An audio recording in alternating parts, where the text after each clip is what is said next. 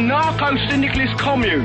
We take it in turns to act as a sort of executive officer for the week. Yes. But all the decisions of that officer have to be ratified at a special bi-weekly meeting. Yes, I see. By a simple majority in the case of purely internal affairs. Be quiet. But by a 2/3 majority in the case of more Be quiet. I order you to be quiet. Look, you stupid bastard, you've got no arms left. Yes, I have. Look. Just a flesh wound. I don't believe I've seen such a display of courage, skill, nerve, grace, stupidity. I'll do you for that. Oh, what? Come here. What are you going to do, bleed on me? I'm invincible.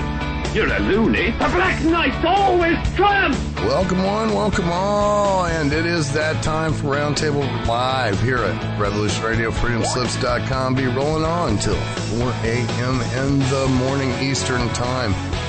New ideas, different hosts every night, different subjects every night. You never know what's going to happen right here at the Roundtable Live. King Arthur has nothing on us. We're going round and round.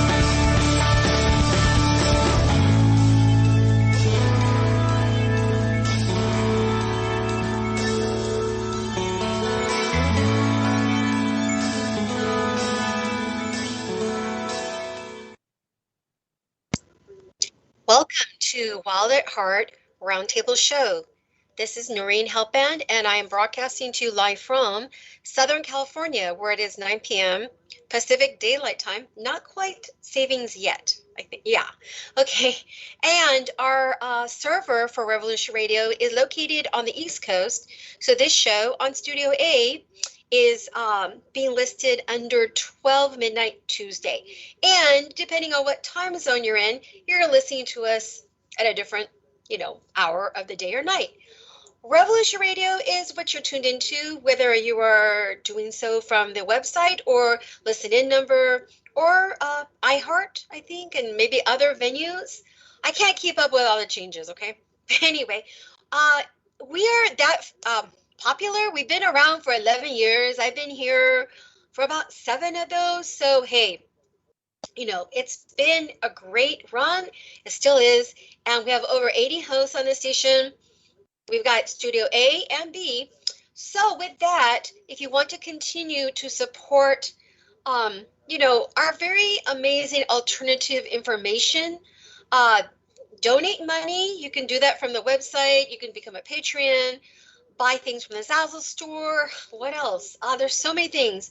We have archives. I think those are still free. And what else?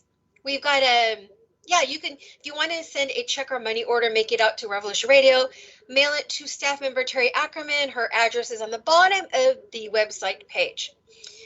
Anyway, before I introduce my guest, today we had a full moon in Pisces.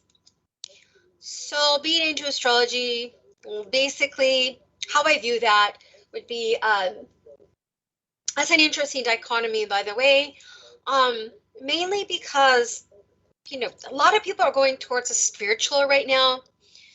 This is a very important part of what we're going through. That's just how I feel about it when I'm looking at it from that point. And, other people are going to look at it more like practically because it is Virgo season. So, it kind of depends on how you're looking at it. But the dichotomy would be it is a sun-moon opposition. That's why it's a full moon. So the sun in Virgo with the moon opposite in the sign of Pisces. So we just kind of went over that tonight. So that's what's going on with that again. How you kind of feel the vibe with that. We're headed towards Mercury retrograde, and that's going to be happening in less than a week on the 26th, something like that, depending again on where you live. So just watch out for that. Usually, when this always happens, I just tell people, hey, watch out, double check for things that, you don't want to miss details.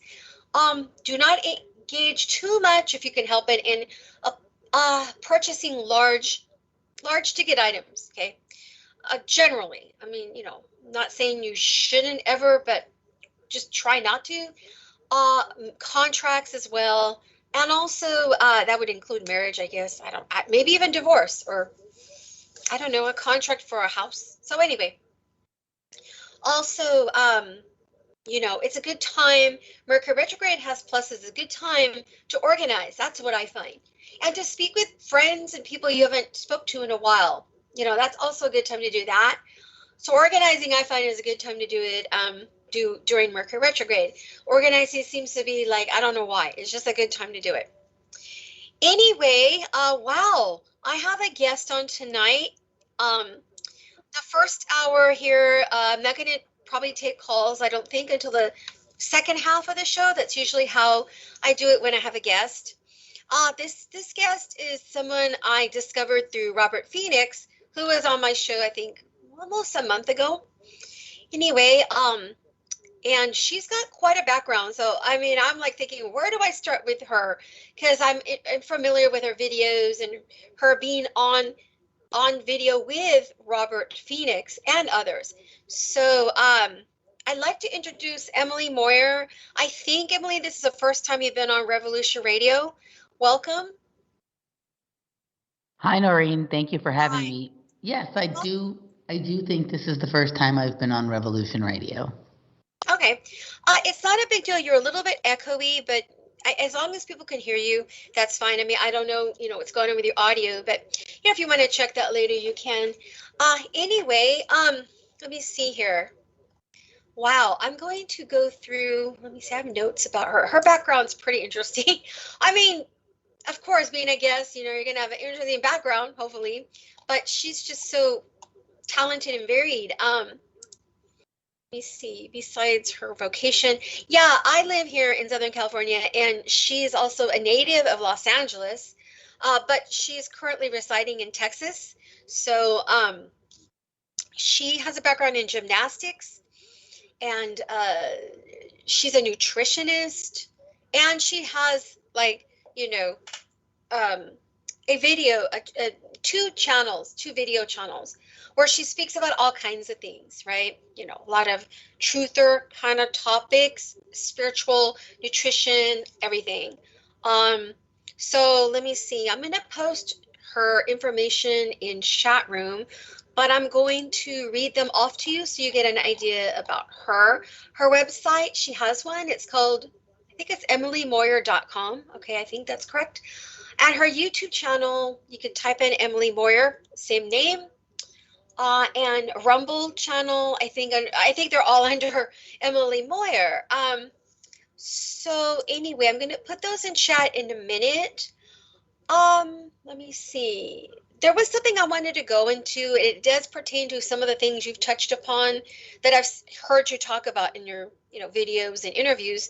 But first, I want to open the floor to anything that's on your mind, Emily, since, every week is kind of like, wow, so much new information out in the world. Before I get into maybe some more specific questions. So if there's anything on your mind, here's a chance to just kind of like go with the flow if you like. All right. Well, I switched locations. Does this sound better? Yeah, that's fine. Yeah. Mm-hmm. Okay, great. Awesome. So it's late where I live, and so I didn't want to disturb my partner who's sleeping. So I'm up in the sort of business center on top of the apartment building, and I was in a room. I was in a room that was a little echoey, so I switched to a different location. So I hope this is okay. So, well, I heard you talking about the full moon before, and when I was sort of finishing up my run this evening on the way, I kind of run a loop around the lake here in downtown Austin, and on the way back, I looked over and I noticed the moon was fantastic. It was low and it was huge, but it was so orange for a second. I was like, is that the sun? Right? Like, it's on the wrong side of the sky. So it was a fabulous moon tonight here in Austin. I don't know what it looked like from where you were or from where you are, but it was interesting. Yeah. I mean, it was so golden, it almost looked like the sun. It was, and just shortly before that, the sun had set on the other side of the lake. So I was like, wow, this is kind of unusual, but yeah. Yeah, since a lot of our listeners may not be familiar with you, maybe kind of take us down a road about things that happened in your life that led you to, where you are today in your life and your insights, how you came upon, because I have to tell you, Emily, you're bringing up things or relating things about synchronicity. I saw some of that when you were with Robert Phoenix. You guys talked about, I think, maybe more than once, but I just remember synchronicity being a big thematic with you and Robert and myself, and I'm sure many listeners. But how did you get to the point in your life where you are today? With all your insights and so forth, and also your careers. Just a lot of interesting things that's Yeah. going on with you. So I was born and raised in Los Angeles, and from like a very young age was involved in Hollywood, and then and did a lot of like going on auditions and was in a few movies and little ads and commercials and things like that. And then I as well from the age of 2 started gymnastics, and very quickly I was much more interested in gymnastics than I really was in the Hollywood stuff. But for a while I was doing both things. And so my life was kind of like I had my like early, most formative years when you first begin to sort of, take note of the world around you and form memories, and what were, spent in sort of 2 distinct places. And that was in casting offices and on movie sets, as well as in, a gymnasium. And so like those were the main 2 sort of influence and drivers of my very early life. And then the gymnastics certainly continued from, I started gymnastics when I was 2. And I, stopped when I was about 20. And that was, a competitive career, both amateur and then in NC2A Division I for a year. And that didn't go well. So I returned to Los Angeles and did stunt doubling for a while, and then got into coaching gymnastics. But all the while I, grew up there in Los Angeles, which for me seemed like a normal life because that was the one that I knew. But over the course of time, as I became an adult, and I, it's hard when you've trained in gymnastics for 5+ hours a day, every day since you were little, to suddenly, have a life without that. And especially when you're into your 20s, and it's a difficult adjustment to make. And I certainly started to notice that there was quite a difference between myself and my peers. Right. And I think everybody feels that way in their late teens and early 20s. But for me, I really was just, because I'd had a different lifestyle, and I got hung up into, drugs and, a variety of other, destructive kinds of behaviors over the years that I was kind of, really in and out of until about, I don't know, I got clean finally about 6 or 7 years ago, 7 years ago now. I've had a hard time adjusting to being an adult. But one of the things that I've, during those years, I did pick up an intense interest in dance music. So that started like about in my early 20s. I'm 46 now. About in my early 20s, and continues to this day. And so I began to sort of explore the deep underground of first Los Angeles, and then all of the other cities I've lived in since then, and usually back and forth between Los Angeles and those. And you start to sort of see the world a little bit differently, both between the nightlife and then the, let's call it extended drug use. And when I mean extended, I don't necessarily just mean the amount of years I did it, but sometimes the amount of days I would stay up, right? It gives you a different sort of look and perspective on, what is going on. And I had a lot of time to myself, and a lot of time to really do research. That's when my deep research began, but also a lot of time just to contemplate my own mind and what my life had been. And I started to notice that some things that seemed odd in comparison to other people. And as the internet grew and my ability to research things and find information out became more, well-trained and acute, I recognized that a lot of the stories that I would hear from people on the internet who were recounting some of their history in projects and programs, specifically speaking of like MK Ultra kind of programs, I started to go, that's interesting. Like the thing that they're talking about doesn't sound that different than like something that I remember. And, you can only have that happen so many times before you start to wonder about, what your past was like. And, for many years when I was in a very compromised place in terms of like my own well-being, you kind of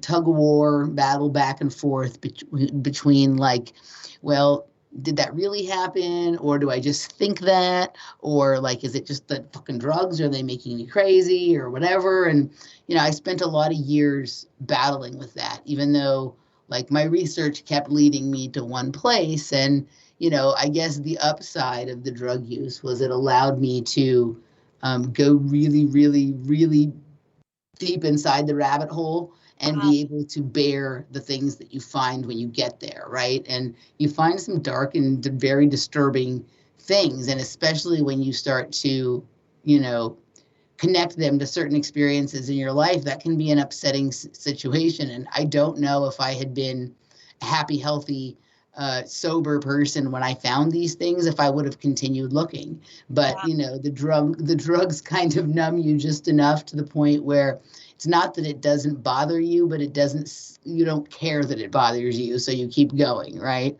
Right. And I don't, I got like that, I don't think I could have ever gotten through all of like the pedophilia research and that kind of stuff if life was just normal. So, I spent a lot of years struggling with myself, struggling with the information, struggling with reality, straining my relationships with people because, when you have the ability, which I have an unusual mind, I'm really able to connect dots that like seem really disparate to other people, but to me they seem like they're parallel or that they're connected somehow, and eventually I can tie the loop. But when you're agitated all the time because you're a drug addict, it just comes out sounding crazy.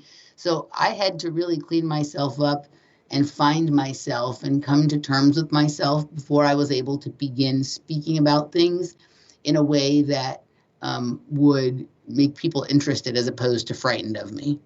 Right. Well, congratulations on your sobriety, if that's what it's called. I mean, really, it's hard work. And your journey about your experiences, I find it interesting because quite honestly, I mean, when people go down these unusual roads, right? The insights that come to you, like you said, are unique. And that's something I think you could value out of that experience, right? Yeah. Yeah. I want to let you know when you talked about MK Ultra, just really briefly myself, I touched upon that world, Emily, without seeking it. Okay. I mean, not that people, you know what I mean, seek it, but that in a way brought me to this station because just really briefly, I was an assistant to, maybe because I know Robert and Masaki know who he is. You know who Douglas Dietrich is? Yes. Okay. All right. A lot of people know him. He used to have a show on the station, by the way. Okay. Yeah, I recall. Oh, well, I don't know if you ever heard it, but I was his assistant back then. Oh, okay. Yeah. And I met him through Facebook, okay? I didn't know he was involved in nothing about whatever's going on with him. We just were, because we're both, well, he's half Asian, so am I, but I'm like a mix of Jewish, Asian, and other things and whatever. So he's, half Asian. But we kind of talked about that. And then, I live down here. He lives up in San Francisco, but we got to know each other. And then I flew up to the UFOCon in Santa Clara. This was like maybe back in 2012. I met him. And then he put me he goes, would you like to be my assistant on this station for my show? I said, sure. So I did that. And then me and him also went to, maybe you've heard of Super Soldier Summit. Mm-hmm. Yeah, back in Henderson, Nevada here. Yeah, well, let me just tell you, I'm not so sure I should have gone to that, okay, to be honest, but I did. Not know what? Not knowing what it, you know what I mean? At that time, that was kind of new to me, right? And I thought it was intriguing. So whatever, I got to, actually the irony is I met a lot of people, and I met people that I still talk to this day, that some of them actually live around here. I won't get too much into that, but anyway, so, because a lot of us are connected, right? Yeah. So anyway, so where was I? Okay, so I met him there, and then I also got to go to Australia with him, which was all paid for, free trip for both of us. He was sponsored for a lecture tour by Nexus magazine, Duncan Rhodes. I don't know if you're familiar with that Australian magazine. I don't even know what's going on with it now. Okay, this is back in 2013. That was really like, wow. I mean, that was interesting. That was quite a trip. It was interesting. But then he wasn't on the station anymore. I don't know, going back how long. It's been a while. He hasn't been on the station. And then me and him, we didn't talk for a few years, and we did talk maybe about a year ago, briefly. But I'm not really connected to him that much anymore. But I just wanted to share that with you because I know you're familiar with all this stuff, and I thought, well, might as well share it with you here.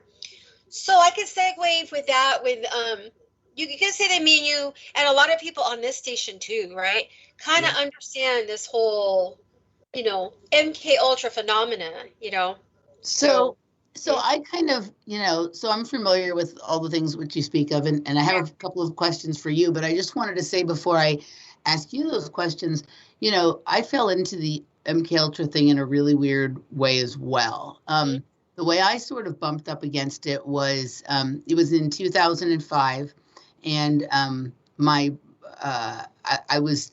had just gone back to school, and I was taking a course at CSUN in Northridge that was called the Sociology of Drug Use.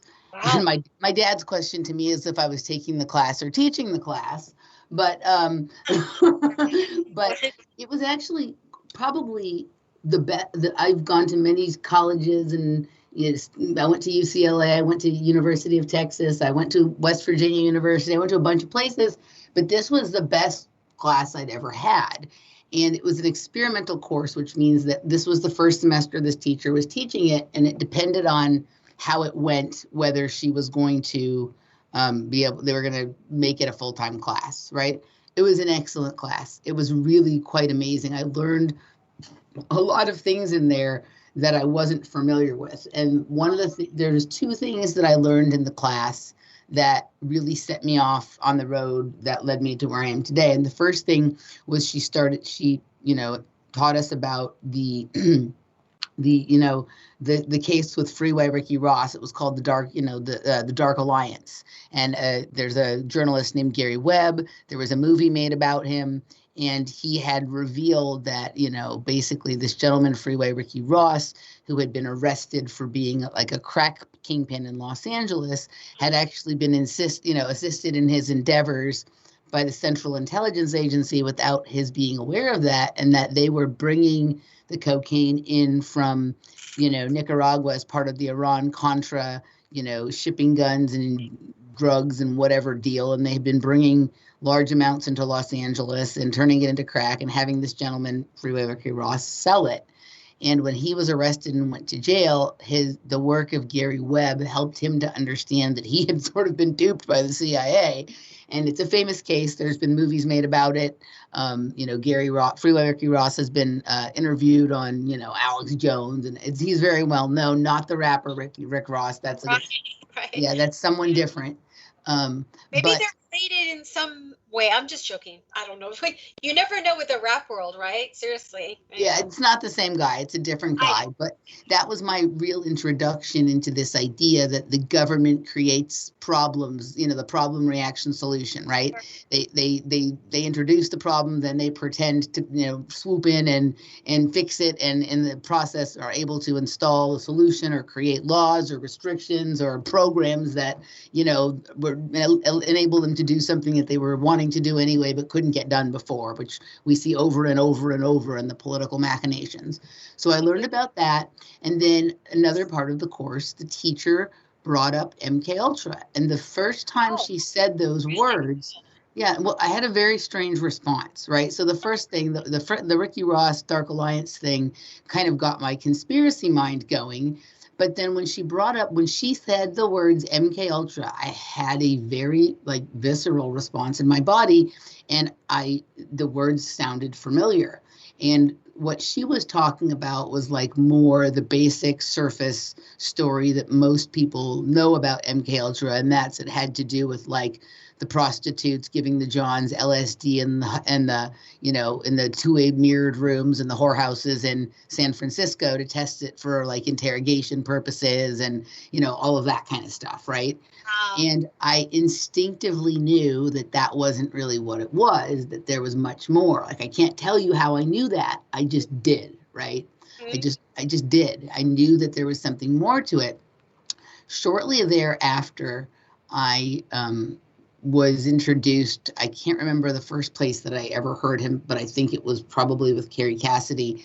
Right. I heard Duncan O'Finian give his one of his probably his earliest testimony, and there was a couple of things that happened. One was like he felt very familiar to me, and the other was that what my response to what he said inside was more like, oh yes, I had forgotten about this. Not that like, wow, this sounds crazy, or what is this guy talking about? It was like, oh yeah, I forgot about that. Like I know that. And it was a very strange response. And so I took that information to somebody like a friend of mine who, is a little different than me, but like kind of into the same stuff that I'm into, and is open-minded and whatever. And I played it for him, and I asked him what he thought of it, and he was just like, that shit sounds crazy. And I was like, I was like, okay. I was like, what would I have to do do you think it's real, or do you think that sounds made up? He's like, well, I don't know if it's real or is made up, but that sounds crazy. And I went through and I showed him that I had like done a lot of research and could basically show that like, no, this is a real thing. And he's like, yeah, okay. But the reason what that did was it let me know that most people's response to it is, that sounds crazy, not, oh, that sounds familiar to me. Like I remember something like that. Yeah. Right. And so we got into a whole bunch of conversations around that. And, so that was unusual. And it was many, many years before I really started to have the feeling inside that I was sure that, that this had been a thing for me. I mean, many years, like probably 6 or 7 years until I started to ask myself like the more serious questions. But from that point, I was following him. And shortly thereafter that, he did an interview with Randy Moggins on Off Planet Radio, who I began following his work, and that really started Randy's work, and that really started leading me much closer to the kind of information and the people that resonated more with sort of whatever the iteration of MK Ultra or projects that had more to do with me, a little bit different than something that, Duncan was speaking of or whatever, though he did feel very familiar. Eventually I went on to co-host the show with Randy for many years. And he kind of gave me my opportunity into, the media space. And I'm eternally grateful because it's been a tremendous outlet for me. But it was, I parsed through thousands and thousands of hours of research on mind control, on projects, listening to people's testimonies, reading books, comparing like experiences I had in my life to things other people said, trying to suss out like what things felt true or genuine to me and what stories people were telling either felt, I don't want to say like lies. I mean, sure, there are people out there, you and I probably both know them, who probably are spinning lies. But I think that's actually like the people who are just lying, I think are a very small percentage. I think there's a much larger percentage of people who feel that something has gone on with them and then are sort of groomed or coaxed into either like embellishing stories or like kind of like too close, like finding someone's story that like sort of expresses what they're sort of feeling, but isn't really their story, and kind of making like a repeated version of that. Yeah. Yeah. And I think why some of these people might be controversial, because some people will be, well, that's not consistent, that's not, and I understand people want to validate things with this, but at the same time, when you're under that kind of realm, then like you were saying, the person cannot, because they're under their handlers or other controllers. So whatever's going on with them, they're going to interpret it a certain way. So it might sound false to people, but it really is real. But they might be mirroring another story, and yet that's still part of the narrative, right? Like I think. Yeah. I mean, like what you were talking about, like, so you brought up the Super Soldier Conference, right? And so for me, like when all of the Super Soldier talk, like, so Duncan was like one of the first, there was a number of people who'd come out, like, you know, Kathy O'Brien and Cisco Wheeler and a variety of other people who'd come out, you know, with a, you know, more of like a sort of monarch or sexual abuse kind of story. Yeah. You know, Duncan was the first person to come out really in a big way video wise. And about the same time, there was another gentleman named White Wolf Van Etzigen, and they both came out with stories that were really much more about like warfare or tremendous physical abilities or something like that. And there was a resonance to their stories that felt very genuine to quite a lot of people. Almost everybody that I know, whether they're just observers and researchers of this information or whether they feel like, you know, it was personal for them, you know, really resonated with a lot of what those two said.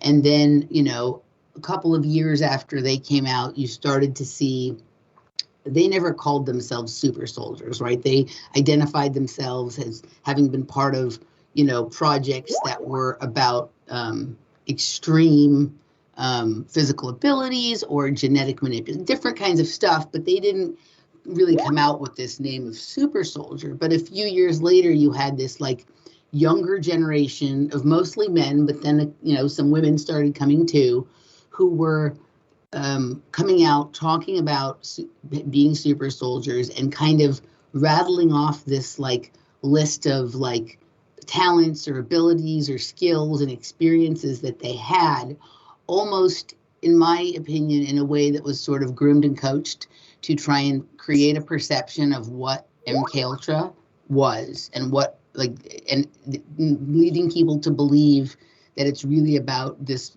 being a super soldier. So then, you know, there was this definite like swath of people that came out all sort of telling a similar kind of story and claiming to be super soldiers. And I don't doubt that a lot of those people had experienced some form of mind control, yes, but I think the mind control had led them to believe that they were some kind of super soldier.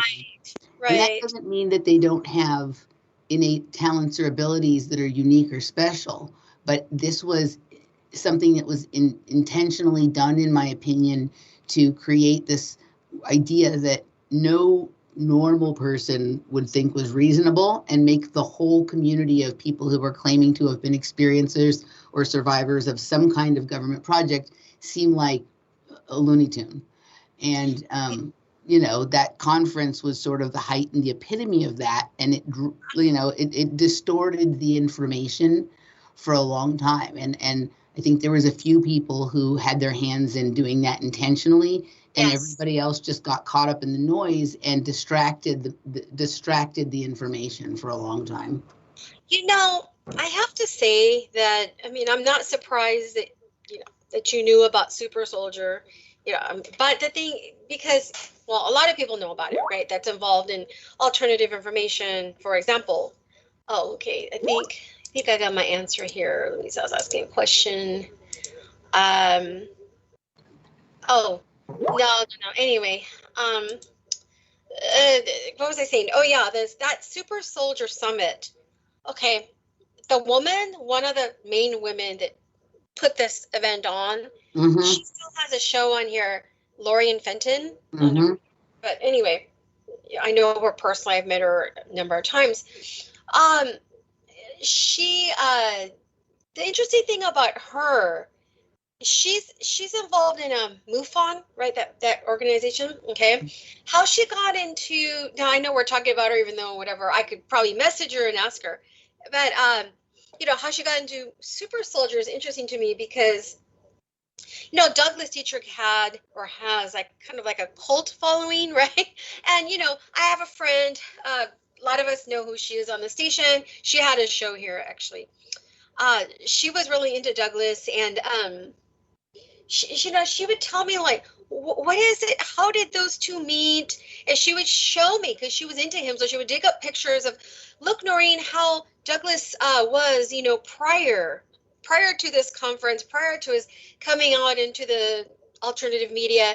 Look, he's wearing puka shells in a T-shirt, right? And when he got into this whole thing about being into this persona of MK Ultra, he got into his gothic look, and I'm like, yeah, that is weird. So to me, Emily, what I find interesting, and I'm going to be honest with you, I didn't know we were going to go down this road. I mean, I think it's fun and funny. I mean, it's interesting to me. We never know, like, yeah, we never really know, like, how we go into these roads. It's really, it's amazing to me, actually. But I'm glad that you can roll with it. So what was I saying about Douglas?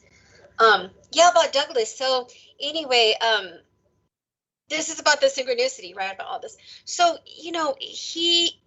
I believe he is whatever, mind controlled, and was probably born into, like, his dad was in the military, okay, Presidio, whatever that means, okay? So there's that. But sometimes I do wonder how Lorien Fenton, I should ask her, I really should, okay? So Lorien, if you have to be listening, I don't think she is, but forgive me, I will ask you this. So I'm not trying to talk on air about you per se. So, how she got involved with Douglas, to me, it's still interesting. I need to really ask her. With me, like it was with you, Emily, this whole world was just very happenstance, right? It just happened. So, but sometimes I'm wondering, like, I'm not, that I know of, I'm not MK Ultra. I don't want to say you are or not. That's up to you to state that. I don't think you are, but again, you can state whatever you feel you are in relation to this matter. Now I'm wondering, what is it about you or me? I mean, think about it. I happen to, amongst, and I have some friends too that, like I said, I know that I literally saw a friend of mine the other day, literally at a restaurant, who I met her there the first day of that conference. That was very synchronistic, okay? Mm-hmm. And she met her husband there too. That's another weird thing. And there's a whole story to that I'll get into another time. But because I know somebody that he knows, okay, very small world here. But again, what is it about me that I ended up there? You know what I mean? And you ended up studying this, and you got your interest was piqued by your professor. You know what I mean? And then just tell me what you think is going on with this energy. Like, why? Well, so in my particular case, so there's a couple of things. So in my particular case, from the amount of understanding about my own background, my family's background, the things that I've been involved with over the course of the years, I do believe that I have been part of not just of projects. So we tend to cluster everything under the term MK Ultra, but to be quite honest, there's hundreds of sub-projects, and at this point, it's not something just governments do anymore. It's a lot of it's done by corporations and other intelligence agencies that are private and having nothing to do with the government. I've had a lot of strange things that I've done and been part of in my life, and I think most of it had to do with where I was located as a child, and then my own personal interests, right? And a lot of it, and I think one of the things that a lot of people misunderstand about this is that there's all kinds of projects, right? There's not just like MK Ultra. There's not just, stuff related to space or stuff related to, sexual abuse and corrupt politicians. That exists, of course. But there's all sorts of other stuff too. And a lot of it is just, we live in a very strange world where it's obvious to me at this point that despite nobody's really in control. There's issues and problems and things to be solved and understood that they don't have the answer to, and they're trying to crowdsource those solutions. And the crowdsourcing requires that they take advantage of the giftings and skills and creative minds of young people. And so there's constant, I don't know what's going on now because I don't have any children, but certainly in the 70s and 80s when I was a kid, there was gifted and talented stuff. Everybody was in some kind of talented program at school. And in my case, I was a fairly high-level gymnast and had a eclectic set of interests and came from a very I'm starting to understand more that my family is a little bit unusual and whatnot, right? So I think some of this is just, where you happen to be, when you happen to be, and then the things you happen to be good at starts to get you pulled towards certain things. It's not all about abuse. It's not all about drugging and doing horrible sort of, immoral things with children, although that exists and that is a part of it. That is, that is a part of it. But in some cases, it's just like, people are wanting to understand the greater, both the physics of this place that we live in, but also the far reaches of the mind.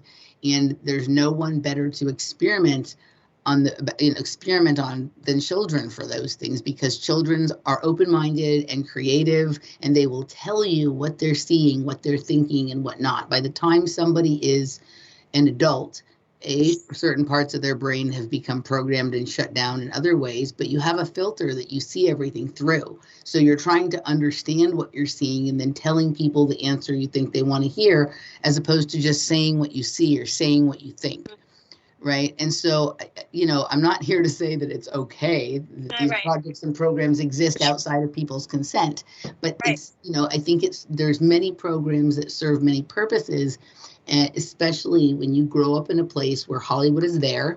And then, what more and more people have become aware of over the course of the last couple of years is what's been going on with sports in general, but specifically gymnastics. Right. And the area that I grew up in was one of the hotbeds of, sexual abuse and pedophilia in gymnastics in the 80s. And the combination of the high level skill ability of these kids and then, this weird kind of scenario that was going on created for both exceptionally high achieving athletes, but also, something that was abhorrent and it shouldn't be done, right? So I think one of the things that something like this, whatever this super soldier stuff was give people the idea that it was just mainly one thing, right? People think of super soldiers, they think of monarch kind of programming, or they think of like maybe secret space program kind of stuff, right? And it seems to be like you have phases, right? The super soldier thing was big for a long time. And as that kind of phased out, that's when you started hearing about the secret space program, right? And then when that started fading out, then you started hearing about Pizzagate and right? It kind of goes in phases like that, where the truth is like these programs at this point are pretty specific and pretty personalized, and there's a program for almost every fucking thing, right? Yeah. So it's like saying that like there's only 3 restaurants that exist in the world, and that's McDonald's, Burger King, and Taco Bell. That's just not how it is. Like, sure, everybody knows those restaurants, but there's a restaurant, on every single corner in every city, in every country, in every whatever, and they all serve a slightly different variety of food or whatever, right? So it's the same thing, and I think when you're trying to understand whether you've been through something yourself or not, there's obviously like classic, signs or things that a person has been through. But really, if you start thinking that that it's going to be like what someone else said theirs was like, then you're getting drafted into a separate mind control program that is painting a propagandistic view of what these things are. Right? You have to really look at your own life and look at the bizarre experiences you've had, the things that are far too unusual to just be considered coincidental or, whatnot, and start to kind of understand how your life has worked. And your experiences, while they may have some resonance with someone else's, they're not going to look exactly like it. And the things that will match will not be the things you think. The person that I learned the most from in my journey on how to really tell if you're one too is a person who's named Elisa E., who, didn't really get the same level of attention or notoriety as some of these famous super soldiers. But for everyone I know who's really been through it, and I don't count myself as a person who's been through all of the terrible things that she's been through, but there was enough bizarre resonance between the events that she recounted in her books. She wrote 2 books called Our Life Beyond MK Ultra that were, it resonated in a way, and there was a few specific circumstances that connected to things from my own life that were so strange that the only reason both of us would have experienced them would be that they were part of a project or a program. And her material is horrifying to read. Like some of these people's, some of these people's testimonies, like they're fascinating sounding, but and interesting and adventurous, and in some ways sound a little scary. But most of them, were really more like in the science fiction realm than in like the, oh my God, this is the most horrifying thing I've ever heard, and I'm throwing up as I read this, and like that's. That was my response to her material. And it also helped me to settle some things about myself, because there was definitely more resonance than one would hope for. Right. So she's helped me. She helped me. I reached out to her after I heard her story, and, we went through a lot of things, because for a long time I wasn't really sure. And over the course of the years, as I've become, like, the further I got away from drugs, I thought what would happen would be that, like, once I got clean, I realized, no, it was just the drugs, and like I didn't really have these things.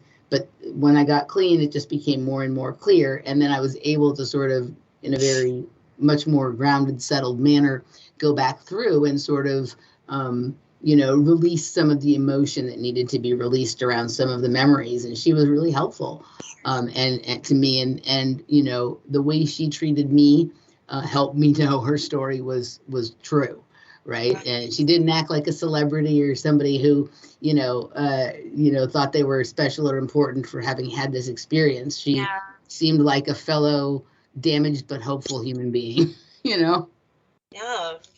Yeah, I haven't heard of that person. That's interesting. Hold on, I have a sneeze. Anyway, that's who I remember the name. Max Spears, okay. Some of these people I know, they were murdered. I mean, some of these attendees of this conference, like Max Spears was there. I just met him briefly. Hi, how are you? That was it. And he was murdered a few years ago in Europe. And right, James. Yeah, right, exactly. And a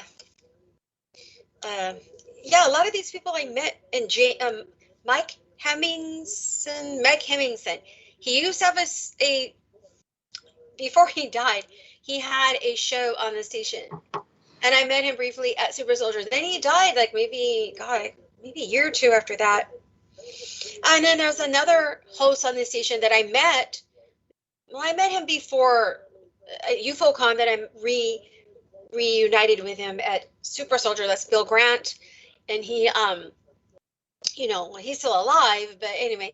But his friend, who these people are just kind of like faces in my head. He goes, do you remember, so I can't remember this guy's name, okay, but he goes, you remember so-and-so? I go, oh, from the summit, I think. And he goes, here's a photo. I'm like, okay, I've seen the face, but I really don't know him. And Bill goes, well, that's a good friend of mine. And I don't know if Bill's listening now. Sometimes he is, but anyway. Okay, Bill. So, he said, well, this was a good friend of mine, and I think you met him briefly. I go, yeah, I did. He goes, well, you know what? He committed suicide. This was maybe 2 years ago. I'm like, wow. So you have that guy, and then Mike Hemmingson, and then Max Spears. The latter two, I think, were murdered, right? So, yeah, there's strange stories. I also met the lady, oh my God, I think it's Teresa Brewer, something like that. And she was touted as the lady. She said they used, quote, my DNA for Dolly the sheep. Something. Her name is Cynthia Brewer. Yeah, that's it. Right. Yeah. I talked to her there too. So you remember the name. Yeah. Right. Brewer. So I met her, nice lady. But I met a lot of interesting people that a lot of people know about, right? It was I don't want to go too much into this. We can move on from this. It's just interesting that you're so familiar with all this. Not that you're alone, but and I happen to be immersed in it, even though it's not really. It was so unexpected, right? Like it went crazy. It's a difficult thing to talk about because there's so much crazy shit was going on in the alternative space during those years, and some of the people that were friends and heroes to some people were causing huge problems for other people, and vice versa. Right. Yeah. And so you talk to one person and they'll think this person was like the most important whistleblower or truth teller. And you talk to someone else and you're like, dude, that person made my life miserable. They told me, they harassed me, blah, blah, blah, blah, blah. And to be quite honest, I think that's all part of the program. Like, if from my deep research into all sorts of aspects of this, I believe that the truth movement, the UFO, movements, the secret space program, these are all mind control programs as well. It's not just the underground part of it, but the part that's running around doing conferences and getting people together. That those events always have a lot of agency involvement and a lot of observation and experimentation, going on. And the best way to control people waking up is to start a movement to trap them in, right?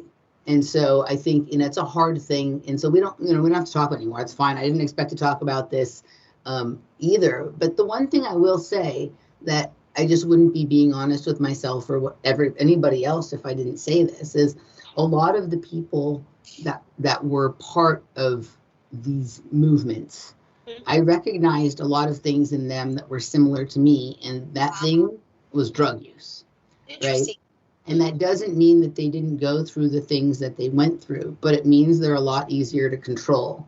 Because when I was on drugs, I did a lot, you are constantly worried about covering up the fact. I mean, I wasn't speaking publicly at the time that I was on drugs, but I didn't feel like I could tell the truth about myself, like I could explore some of these things that I thought were happening to me in any reasonable way, because I was very busy trying to deny the fact that I was on drugs to people. And when you're doing something that makes you not feel able to tell the truth about yourself, it makes you easy to compromise. And you may not be a person who wants to tell lies or who wants to do things that are untruthful or immoral, but you also don't want to be found out for the fact that you're doing something that's destructive, and that if people found out you were doing it, they'd have questions about the rest of your credibility. And so I had to really get myself healthy and clean before I even considered speaking publicly about anything that had happened to me. And I think that a lot of people who hadn't been able to do that were easily manipulated and taken advantage of by people who had ulterior motives. Right. Actually, going into this topic was positive because I want to segue into another realm of this. We could actually say that because with this whole coronavirus, COVID, I'm going to call it COVID culture. Yeah, totally. COVID culture, of I call it the Jabberwocky on my show, whatever. Get your Jabberwockies, walkies, plural, right? Yeah. And your masks and your distancing and this and that, okay? Your passports and all this. We can segue into that from you when you were talking about how MK Ultra is mind control. Well, I think it's obvious we know, right? And a lot of our listeners right now know that this whole COVID culture thing is also another mind control program, but in a larger sense, right? But really, I was thinking earlier, Emily, I wanted to ask you about this particular aspect of this. You probably saw that unfortunate video of that little toddler where the lady in the daycare was trying to put the mask on him. He was fighting it. I don't know if you saw that. No, I didn't see it. Okay. Anyway. So we know there's forms of child abuse. I have to address this because just watching this viral video, I thought, oh my God. And then I thought about you and your background. I thought, wait a minute, maybe you might have some insight into this because of your psychological background and nutrition too. Okay, so what is up with the parents? Okay, that we see this all the time, right? We see parents that have their small children wearing masks out in public, besides themselves and their kids. And we're going, this is so harmful to the child, right? Mm-hmm. And then I'm like the boy in the video, but what is it, Emily, about what happened to the quote parental, but specifically now I'm not a mother and you're not either, like you stated, but the mothering instinct with, I'm just going to say the women, it could be the fathers too, okay, but the women, what happened to their mothering instinct where they're not, like their natural instinct to say, well, my child is developing, he needs oxygen, I don't want to put a mask on him. Why is this not naturally coming up with some of these women? I mean, seriously, what's going on? It's, it's a very complicated thing, but a lot of this has to do just with, the general mind control that's been perpetrated over the public for a long time right now, right? Like, mind control is not really a targeted individual program anymore. It's just a mass, it's a more mass general program. But I think that a lot of it has to do, I don't know, I pay attention to a lot of different streams of information, and there's a gentleman named... Wait, Emily, the music came quicker than I thought, so we're going to have a break here for a few minutes. This is Noreen Helpband, Walter Hart Roundtable Show, and Emily Moyer. Stay tuned. You're listening to Revolution Radio at freedomslips.com, and we'll be right back after this message.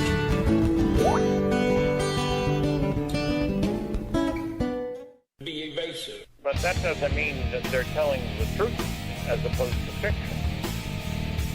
Genesis chapter 6, verse 4, there were giants in the earth in those days, and also after that, when the sons of God came unto the daughters of men, indicating that there were giants before the Nephilim.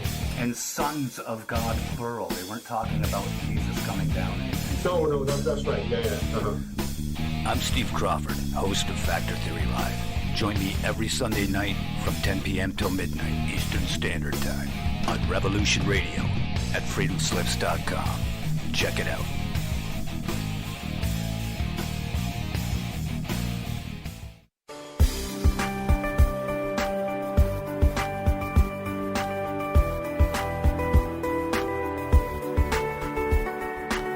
Transcending time and space, let us take you to the place inside your mind where thoughts divide and mysteries unwind. Join us every Monday evening right here on Revolution Radio at freedomslips.com from 8 to 10 p.m. Eastern Time. And you will catch the Fenton Perspective with our great host, Noreen Fenton. Come listen in as she shares her amazing stories from the past to present, along with all of her guest secrets to the future. That's the Fenton Perspective every Monday evening right here from 8 to 10 p.m. Eastern Time, only on Revolution Radio. Oh, and you don't need to expect us. We're already here.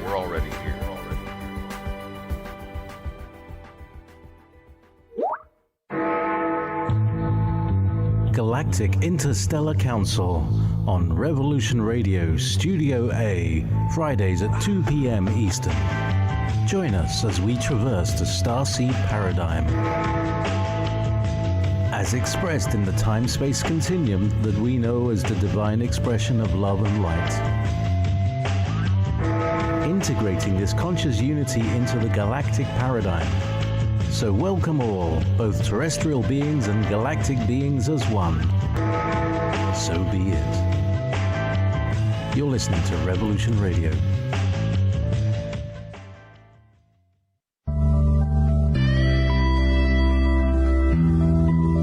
If you think for 1 second that the Capitol will ever treat us fairly, you are lying to yourselves. Because we know who they are and what they do. This is what they do, and we must fight back.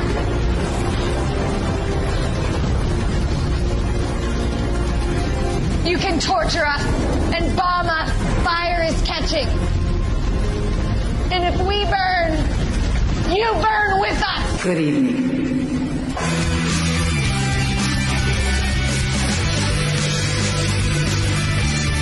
Are you awake yet? I hope. We've tried and we've tried for years and years to use passive resistance and loud voices to make a change.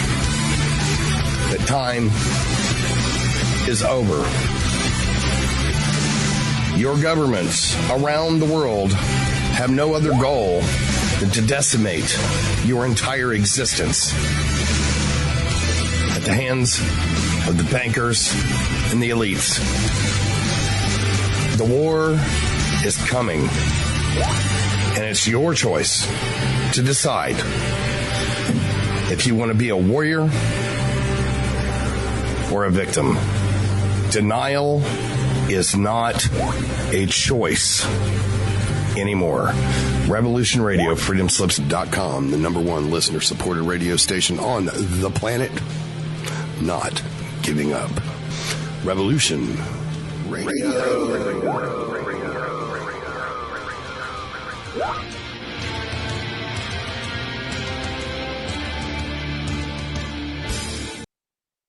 Welcome back to Noreen Helpbound Wild at Heart Roundtable Show. And I have a great guest here tonight, Emily Moyer. Let me see. Oh, yeah. Before the break, we were talking about, well, I was asking you really what, if you were tuned into why this instinct, the mother instinct, is kind of lost with all this, like, I'm putting the mask on my child, even though I think it's not good for them, but they're not thinking that it is because they're doing it. And you were saying, obviously it's conditioning with all this mind control stuff. But anyway, resume where you left off. Yeah, so I follow a lot of different threads of information, and about, I don't know, maybe it was like a year and a half or 2 years ago, there's a gentleman named Jonathan Haidt, I'm not sure exactly how you say it, and he wrote a book with another gentleman named Greg Lukianoff, I think, and it was called The Coddling of the American Mind. I've heard it, yeah. Yeah, and he's he teaches psychology, and I think he works at NYU, and he talked about how there's really been both this like sort of softening of children, softening of the development of a strong backbone in children based on this culture where helicopter parents and everybody gets a trophy just for participating and no one's ever allowed to hurt anyone's feelings, right? That has kind of weakened the children, but B, the parents have become complicit in this thing where it's we all have to follow the rules and we all need to do, what the other parents are doing, because if I don't, there was a woman named Lenore Skenazy, I think it is, and she was letting her son, who she felt was mature enough, learn to take himself home from school as opposed to picking him up and, whatever, right? He wanted to do it by himself. She felt he was mature enough. And I feel like the story was something like other parents told on her, and maybe she even got a visit from the police or something about this. When you and I were kids, that was totally normal that a lot of the kids would walk home from school by themselves. Right. But I think this idea that parents must smother their children and control their every action, right, that this has been bred in the culture for a long time, to the point where when the instruction comes down that what you're supposed to do is put a mask on your children, literally smother them. The parents have already been doing it energetically for so long that this was just the next step. And even if they have even if it does concern them and they have a feeling this might not be good, they don't want to deal with the repercussions and the clapback from the other parents or from the teachers or their peers or whatever about, that they're doing something different with their child than what everyone else is doing or what they're being told to do. Wow. Yeah, that's interesting analogy, the metaphor about all that. Nick, did you have any questions for Emily? Hi, Nick. It takes a while for him to put on his headset, so. Hi. Yeah, caught me off guard there. Well, I did kind of want to talk to you about, so you were training as a gymnast.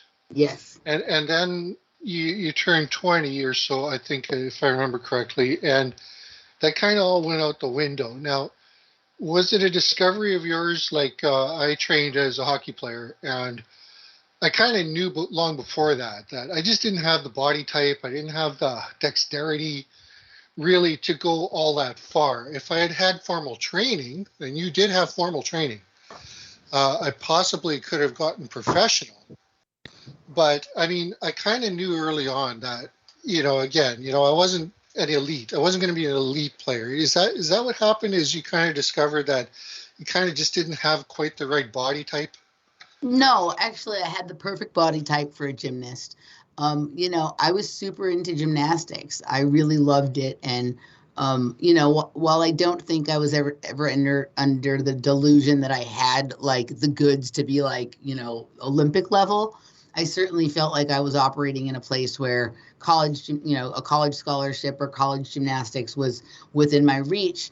And then, I got to my mid-teenage years and, I wanted to sort of explore some other things. And I took a year off of gymnastics.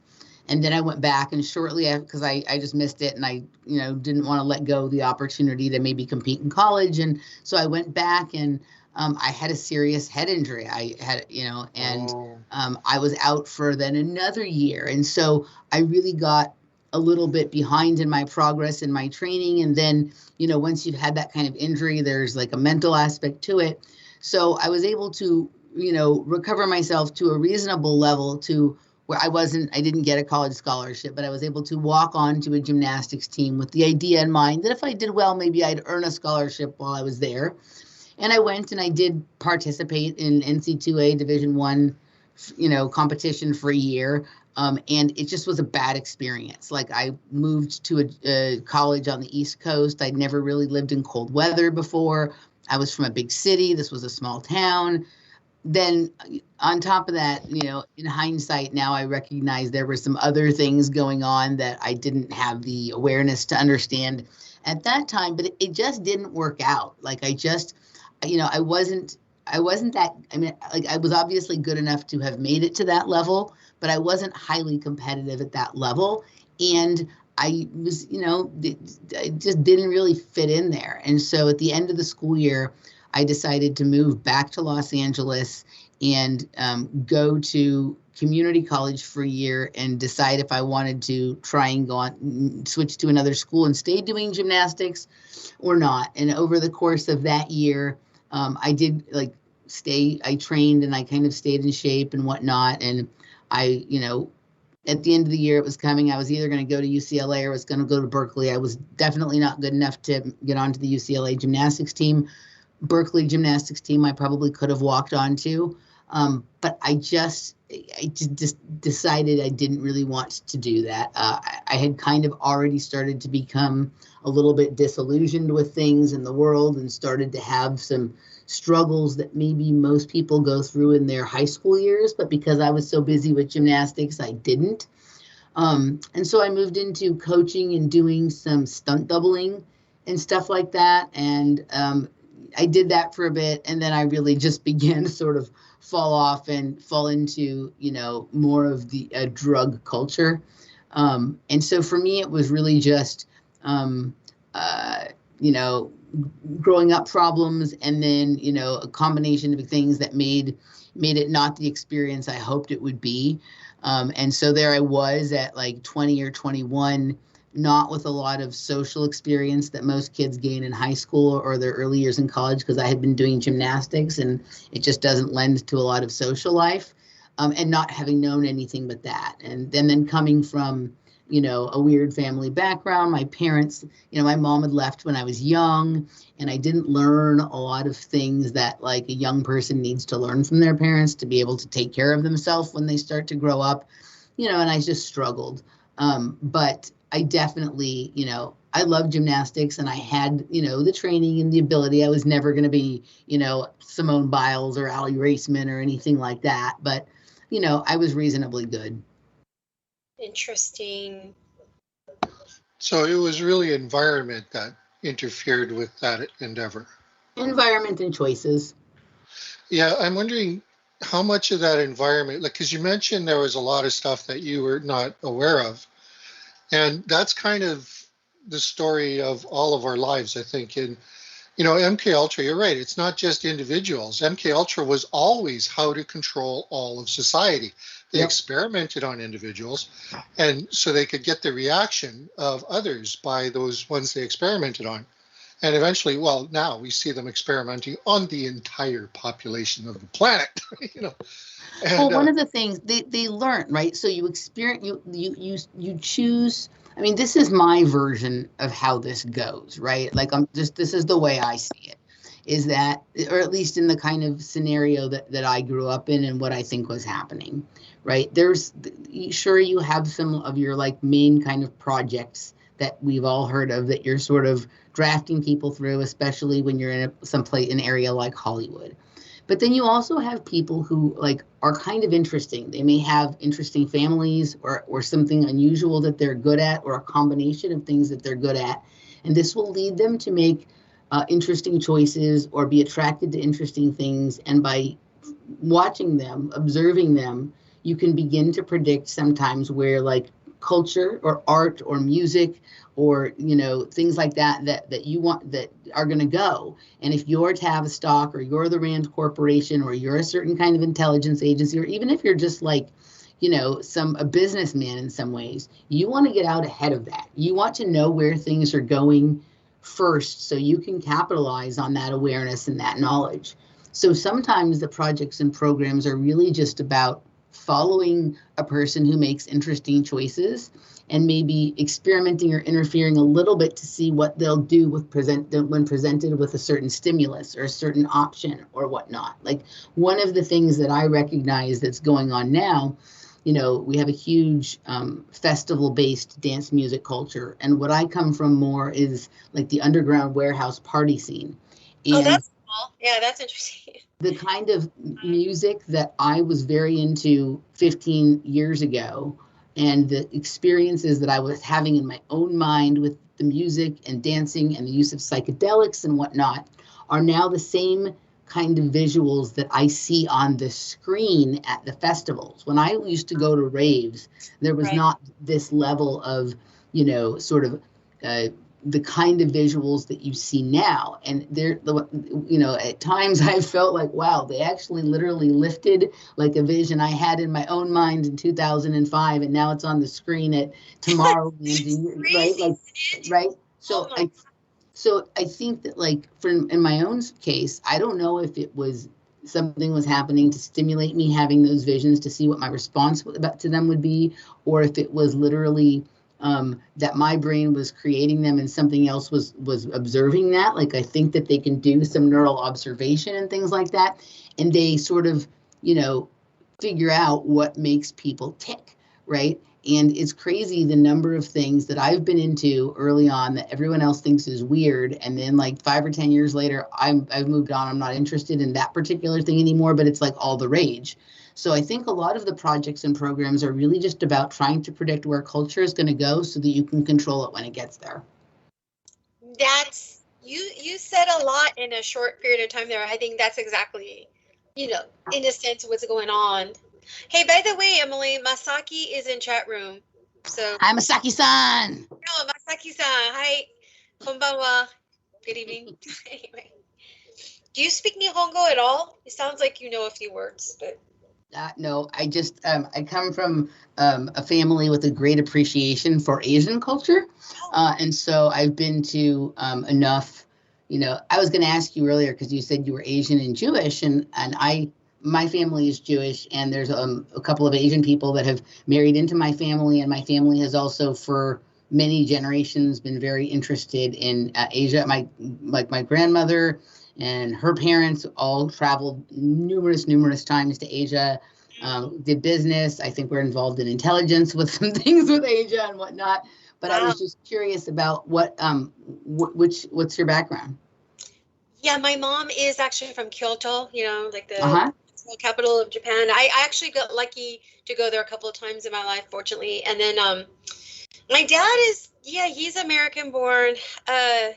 Well, let me think. He was born in Fremont, Nebraska, and he was one of the youngest of like 12 kids, something like that. That's unusual in a Jewish family. Well, but not if you're from the well, I don't even know if it's Midwestern, because his mother, my grandmother, apparently, this is kind of a typical story.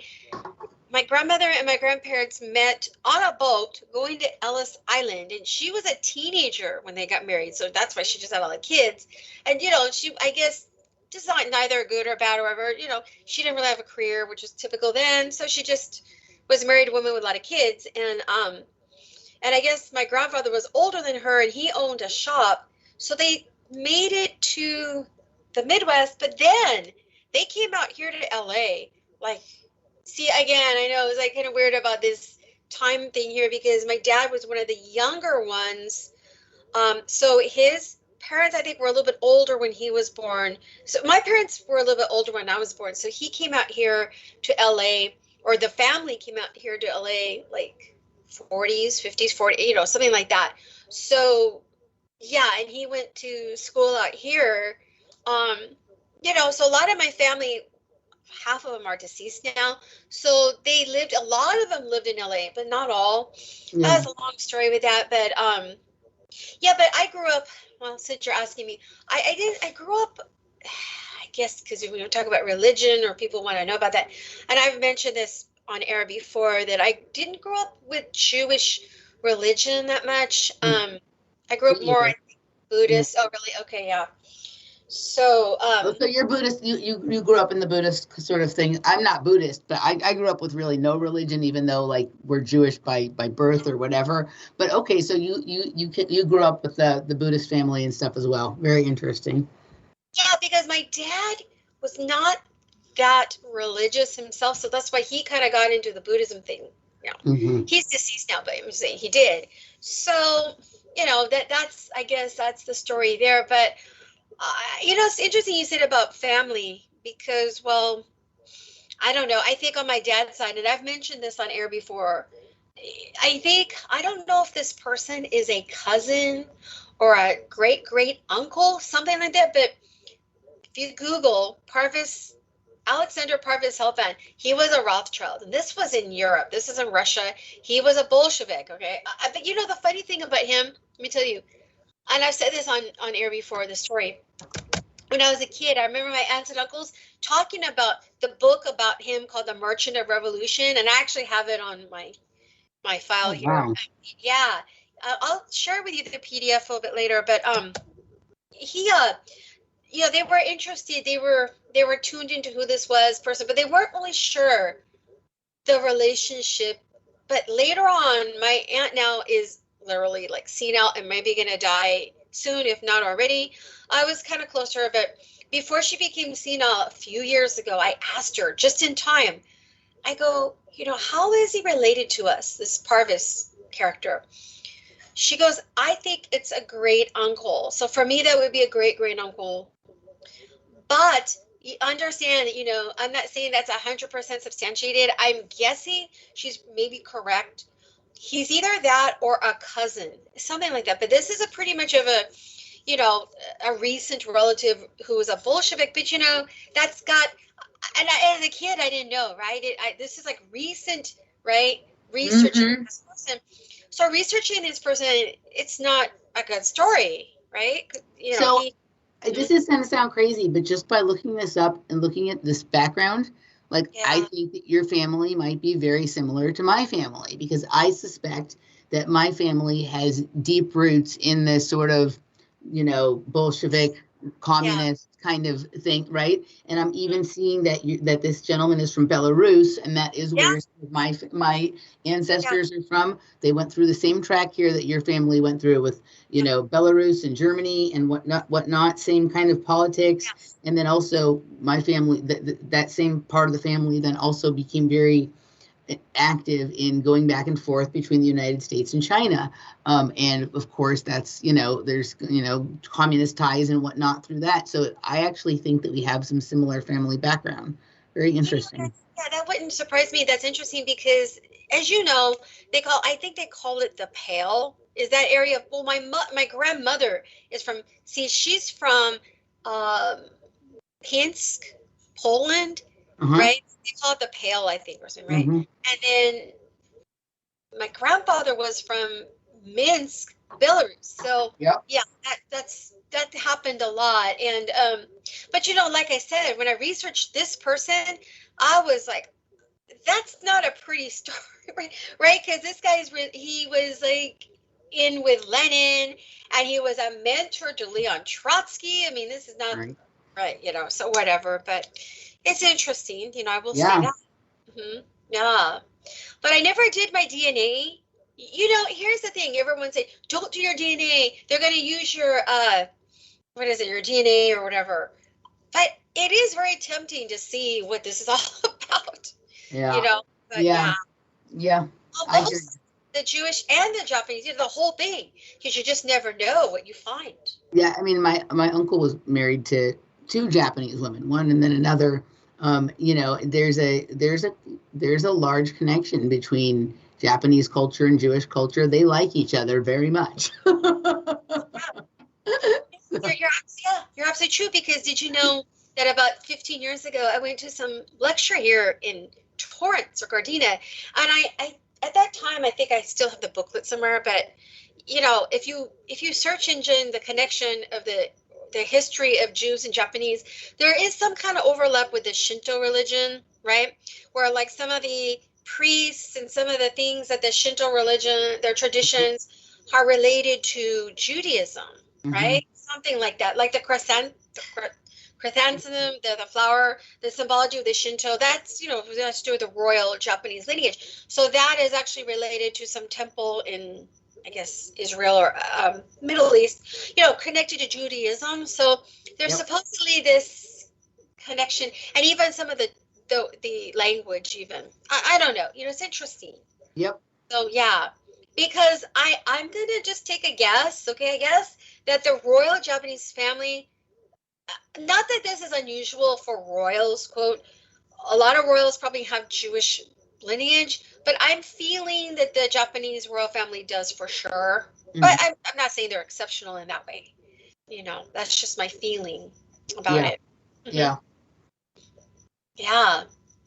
Our friend Masaki-san knows a lot about this. He was always sort of drawing the connections between, some of the ancient Japanese lines and the Aryans and the Jews, and he can find all sorts of interesting stuff, and he can always come up with the sign and the symbol and the sigil that connects them. So yeah. Well, that's kind of synchronistic that we all know each other too, right? It's like kind of like, and he lives here in LA. You used to live here. I live in, actually, you know where I live? I live in Orange County on the border of Long Beach here. Okay. Yeah, and so you kind of know where I live. So yeah, that's where I live. So I went to Cal State Long Beach, and all that. So yeah. So wow. Okay, now I want to go into an area that I'm very interested in, and you actually are immersed in, and that's nutrition. Okay.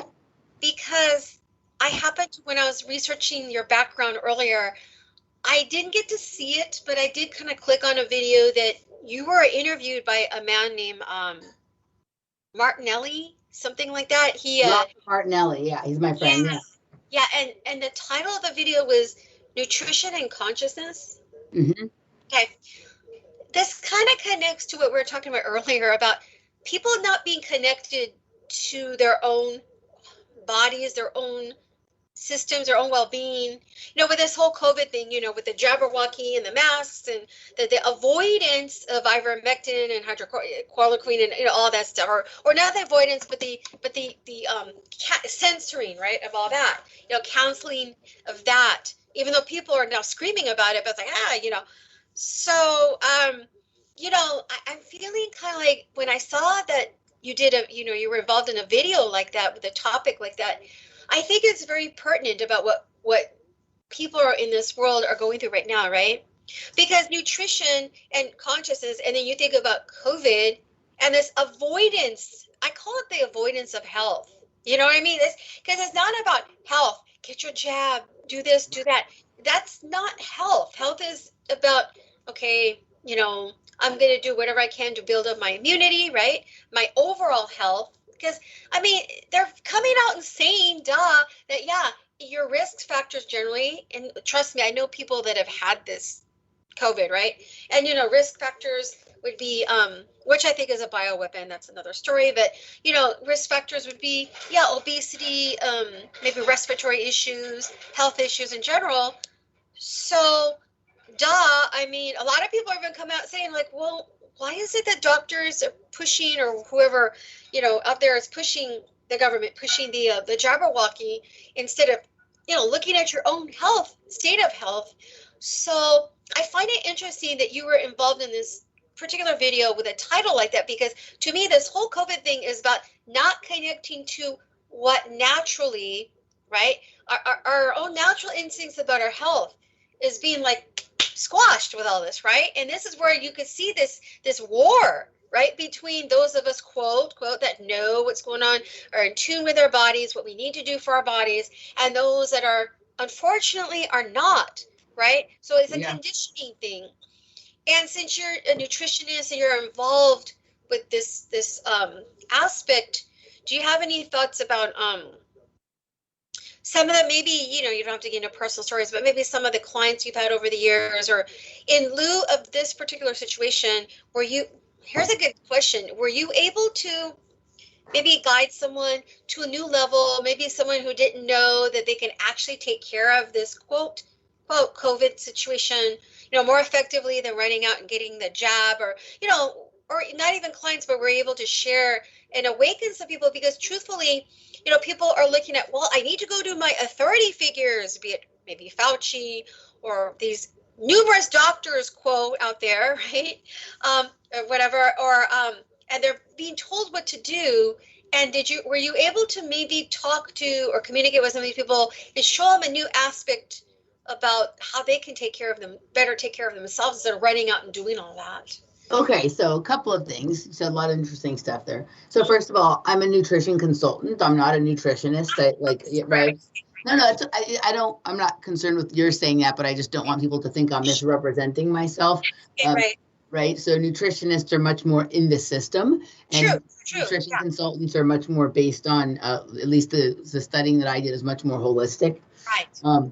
So a couple of things. Well, the best personal story that I can really share is my own in some ways. And that is, part of how I came to be doing what I'm doing, and how I sort of really had the deep awakening, and how I started to deprogram myself from mind control, both the direct MK Ultra mind control kind of experience that I had, and also just the larger social and cultural programming that we all go through, was when I started to take care of my nutrition. By about 2013, I was in really bad health from having used drugs for a number of years. And I was starting to get sick all the time. I was having just like tons of health problems. My body hurt all the time. I caught everything that was going around 2, 3, 4, 5 times, which had never been something that had been a thing for me before. And I finally, I just got into the place where it was hard for me to leave my bed unless I was high. And I, was in really bad condition. And I was listening to an interview with a woman named Anne Baroque. And she was talking a lot about Candida. And she had multiple sclerosis, and she had cured her healed. You have to say healed, not cured. They get mad if you say cured. Healed her multiple sclerosis through adhering to a particular kind of diet and lifestyle that was really based around like ridding the body of yeast overgrowth and fungus and parasites and all this kind of stuff. And when she was talking about the symptoms that she had experienced and what she'd gone through, I recognized that, I think I may have some of this going on. Yes. And what she prescribed to her clients sounded pretty strict and severe. So I knew I would need to be like really ready to be serious before I went to see her. So it was a couple months before. She was in Los Angeles. So I called her and I went and I became a client, and I really cleaned up my body and my diet. And the biggest thing for me was that I stopped eating sugar, and I had been a sugar addict since my gymnastics career had ended, right? I had gotten really into eating a lot of sugar. And even though other than that, I ate fairly healthy, the amount of sugar I was eating and then all the drugs I was doing had really, fucked me. Excuse me. No, sorry, I almost did it again. It had really messed me up. And so I went to her, and I was still using drugs at this time. But I really cleaned up my health. And it was really, as I cleaned up my health and stopped eating sugar, I started to have like the breakthroughs and the breaking down of the programming and memories returning. And it's, while I continued to use drugs for, another year or so, eventually it was from when I started eating clean, that sort of started me towards getting clean off of the drugs. And, she helped me regain my health. She became a mentor and a friend, and then she became a friend that I lost because I lied to her. I was still using drugs, and I was dishonest with her about something, and I lost her as a friend. And after a while, that was like one of the final things that like made me feel guilty in a way that I couldn't live with. Especially she had helped me, and my newfound, like, my body was healthier, and that was really one of the final straws that led me to getting clean. And fortunately, a few years after I got clean, I did reconnect with her, and I was able to apologize. And I'm really fortunate I did at the time I did, because she passed away shortly after that. Wow. And I would have not been able to live with myself had I not, gotten the chance to apologize and acknowledge that I had lied to her and whatnot. But that sort of changing that happened in my own mind and my ability. When I started eating healthy, I moved from like thinking that I had been through some weird stuff and some mind control to really knowing it, because I was able to feel my body for the first time, and your body is where the trauma is stored. And so all of a sudden I was having like these kind of physical sensations that went along with emotions and memories and whatnot. And I was really able to start putting myself back together. And then I got clean off of, the drugs. And then I began, doing the show with Randy and speaking out. And when my friend passed away, I decided to, kind of try to continue some of her work by offering some of the help she had offered to me to other people. And, so I a lot of what I do is sort of in the vein of how she dealt with clients and whatnot. And then later I ended up, during the time I was kind of mourning her passing, I had these really incredible sort of downloads and insights, from my higher self or the universe, or maybe from her, from the great beyond, about what sugar really was. And it led me to record a series called Sugar as Programmable Matter. That was really like maybe the first thing that kind of got me like, what Emily is a little bit known for in the alternative media space. And the series was called Sugar as Programmable Matter, because I was just using it as a metaphor at the time. But over the course of doing that series and the further research I did, I can now cleanly say that sugar is programmable matter. And a lot of what's going on with the Jabberwockies is based around similar technologies as the programming of sugar. And if you go and you can listen to the series I did from 4 or 5 years ago, like I was kind of like almost a strange channeled state that this information was coming. So like the videos are very rough. But you can hear me literally talking about downloading Windows operating systems into people's bodies and things like that. With they're trying to do right now to people, basically. Right. Yeah. So it was kind of very relevant to what's going on right now.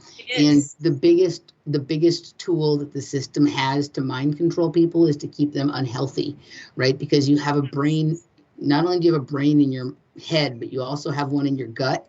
And the one in your gut is the one that you like make intuitive decisions from. And so if that brain is degraded based on what you've been putting in it, it doesn't make good choices. It can't see the forest for the trees. And the other thing that's, going on right now is, we have a real problem with cell wall and cell integrity based on 5G and based on a lot of these medical countermeasures. And cell wall integrity is really important, and a vegan diet doesn't really allow for cell wall integrity. And so the demonization of meat and fat and all of that kind of stuff is part of the problem. And then I also wanted to address another part of what you said. And, we're all aware about the censorship of ivermectin and hydroxychloroquine. But I had an interesting conversation today with Sophia Smallstorm, who was on my show, when we were talking about, we have to hydroxychloroquine and ivermectin are still pharmaceutical drugs. They're not the panacea. They're not natural health. And while they're maybe less permanently damaging than the Jabberwocky, right? And less, less controversial in terms of what they're doing at this time. It's like, that's not really something we want to be into either. So your point about natural immunity, robust health, like people who are well don't get this, right? Like I have been, the whole course of the last year and a half, we've been traveling around, like every place we like planned to go. It seemed like as soon as we planned to go there, they would say, oh, that's the new hotspot, right? But we went and we traveled and we saw people, and we, were operating under as much freedom as we could possibly operate under. And I haven't had anything in a couple of years. And, I exercise a lot. I eat really well. I enjoy life. I like to have a cocktail once in a while, or a dessert or a pizza or something once in a while. But for the most part, I eat really clean. But I do, like we figured out a natural set of stuff. Like, I don't know what this is, if this is a nothing burger or if it's a bioweapon or what, we all don't really know because it's created so much chaos. It's hard to know. But,